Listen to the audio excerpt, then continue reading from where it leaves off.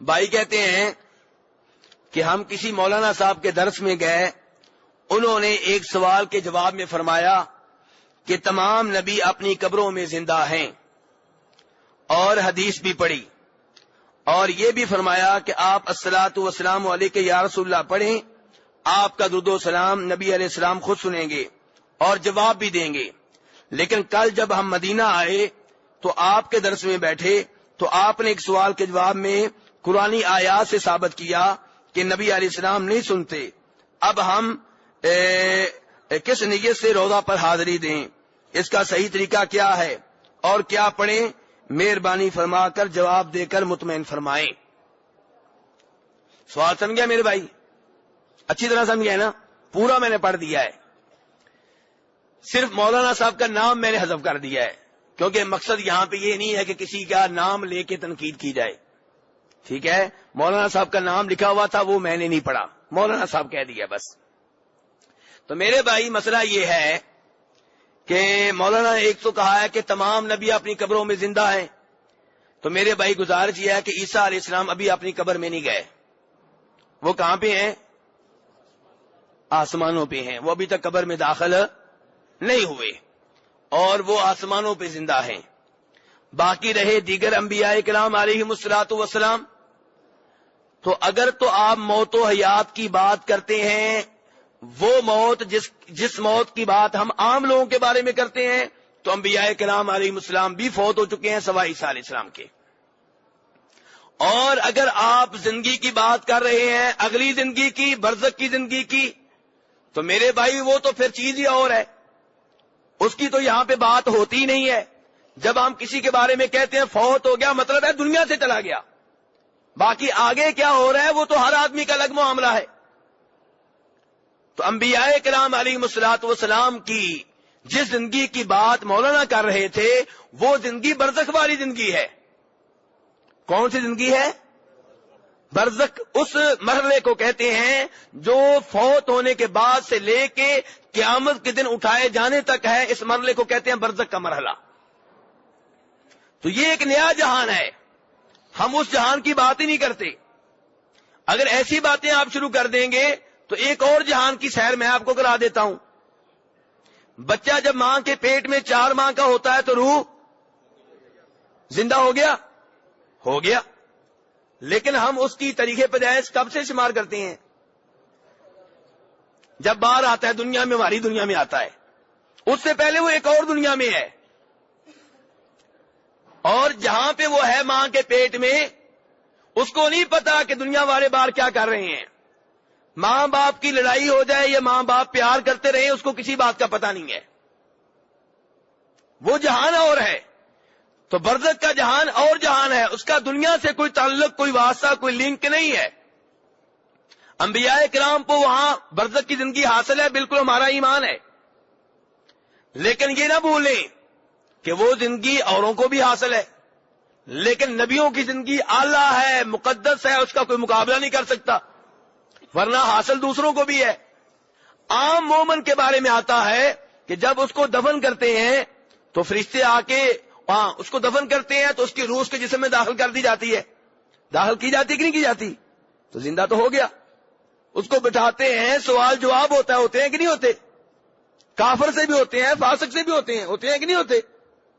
میرے بھائی لگتا ہے نہیں مطمئن ہو رہے آپ، اور ہوتے ہیں سوال جواب کہ نہیں ہوتے؟ من ربو کا، من نبیو کا، ما دینو کا، تیرا رب کون، تیرے نبی کون، تیرا دین کیا؟ تو وہ جواب کیسے دیتا ہے؟ مردے سے سوال ہو رہے ہوتے ہیں، زندہ ہوتا ہے لیکن اور جہان میں، دنیا والے میں نہیں، وہ جہان اور جہان ہے، اس کی ہم بات نہیں کرتے۔ بلکہ ابن حبان کی روایت ہے کہ جب مومن ہوتا ہے تو مومن فرشتوں سے کہتا ہے بھائی مجھے نماز پڑھنے دو۔ مومن کیا کہتا ہے؟ مجھے، کیونکہ ٹائم ہوتا ہے سورج غروب ہونے کا، ہونے والا ہوتا ہے، وہ کہتا ہے مجھے نماز پڑھنے دو۔ فرشتے کہتے ہیں انک ستفعل، تجھے موقع دیا جائے گا، نماز پڑھنے کا موقع ملے گا۔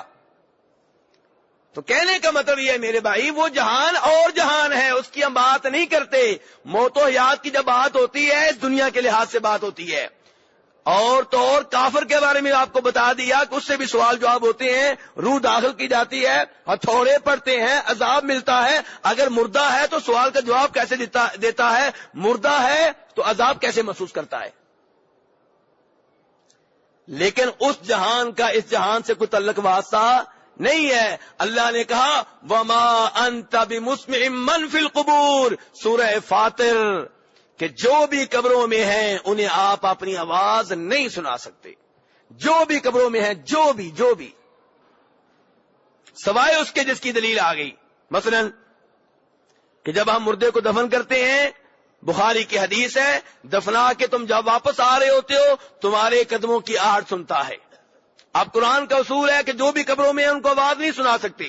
حدیث آ گئی کہ تمہارے قدموں کی آہٹ سنتا ہے، اب کیا کریں گے؟ قرآن کو ریجیکٹ کر دیں گے؟ جی نہیں، قرآن نے اصول دیا 24 گھنٹے کا، ہمیشہ کا، کہ جو بھی قبروں میں انہیں آپ آواز نہیں سنا سکتے، یہ عام اصول ہے۔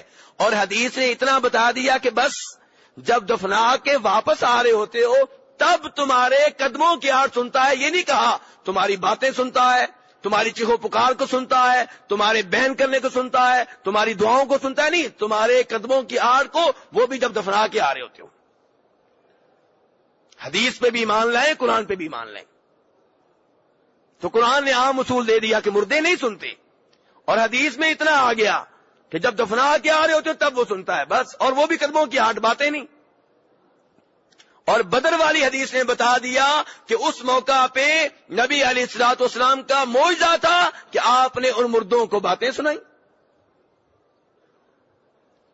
کیونکہ جب آپ نے ان سے باتیں کی، کافروں سے، ان کی لاشوں سے، صحابہ کرام نے کہا اللہ کے رسول آپ مردوں سے باتیں کر رہے ہیں۔ بخاری کی حدیث ہے، اور مسند احمد میں آتا ہے کہ جناب عمر فاروق نے کہا اللہ کے رسول، اللہ تو کہتا ہے کہ انک لا تسمع الموتى، مردوں کو آپ آواز نہیں سنا سکتے اور آپ مردوں سے باتیں کر رہے ہیں۔ اب اگر مردوں کا سننے کا عقیدہ صحیح ہوتا تو آپ عمر فاروق سے کہتے عمر تمہارا عقیدہ صحیح نہیں ہے، عقیدہ صحیح کرو۔ مردے سنتے ہیں، ایت کا مطلب یہ نہیں جو تم سمجھے ایت کا مطلب کچھ اور ہے، نہیں، آپ نے یہ نہیں کہا۔ آپ نے یہ کہا کہ یہ اس وقت میری گفتگو تم سے زیادہ سن رہے ہیں۔ تو یہ آپ کا معجزہ تھا کہ اللہ نے آپ کی آواز ان کو سنائی۔ یہ عام اصول نہیں ہے، معجزے عام اصول ہوتے ہیں کہ اصولوں سے ہٹ کر ہوتے ہیں؟ اصولوں سے ہٹ کر ہوتے ہیں۔ میں نے کل بھی مثالیں دی تھیں، نبی علیہ السلام پانی میں انگلی ڈالتے تو کئی دفعہ پانی بڑھنا شروع ہو جاتا۔ کیا یہ عام اصول ہے؟ میں ڈالوں آپ ڈالیں پانی بڑھے گا؟ مجھے خطرہ ہے پہلا بھی خشک ہو جائے گا۔ ایسے ہی ہے نا؟ تو یہ نبی علیہ السلام کا معجزہ تھا، یہ عام اصول نہیں ہے، معجزے عام اصولوں سے ہٹ کر ہوتے ہیں۔ تو اس لیے میرے بھائی معجزے کو دلیل نہیں بنایا کرتے، معجزہ نبی کے نبی ہونے کی دلیل ہوا کرتا ہے۔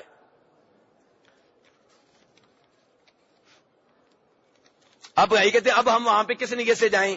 آپ اس نیت سے جائیں کہ میں درود پڑھ رہا ہوں، سلام پڑھ رہا ہوں، اور میرا سلام فرشتوں کے ذریعے آپ تک پہنچ رہا ہے، کیونکہ نسائی کی صحیح حدیث ہے، نبی علیہ السلام نے فرمایا ان للہ ملائکۃ سیاحین فی الارض یبلغون عن امتی السلام، اللہ کے فرشتے ہیں زمین پہ مسلسل چل پھر رہے ہیں، وہ مجھے میری امت کی طرف سے سلام پہنچاتے ہیں۔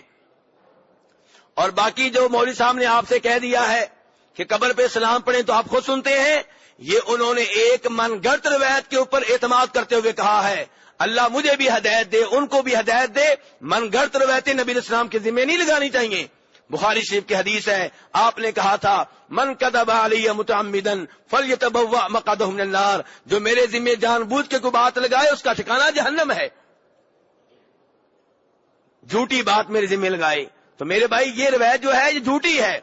اس کو روایت کیا ہے کہ جی آپ کی قبر پہ کھڑے ہو کے درود پڑھیں تو آپ خود سنتے ہیں، یہ روایت ابن عساکر نے روایت کی ہے، خطیب بغدادی نے کی ہے، امام بہقی نے کی ہے، لیکن اس میں ایک راوی ہے محمد ابن مروان السدی الصغیر، اس کو علماء کرام کیا کہتے ہیں؟ الکذاب، اعلیٰ درجے کا جھوٹا، نمبر 1 جھوٹا۔ تو ایسے آدمی کی بات کے اوپر آپ یقین کر رہے ہیں؟ تو میرے بھائیو اسی لیے امام ابن الجوزی نے، کون سے امام نے؟ ان کی کتاب ہے، نام لیں اس کا، الموضوعات۔ کیا نام ہے کتاب کا؟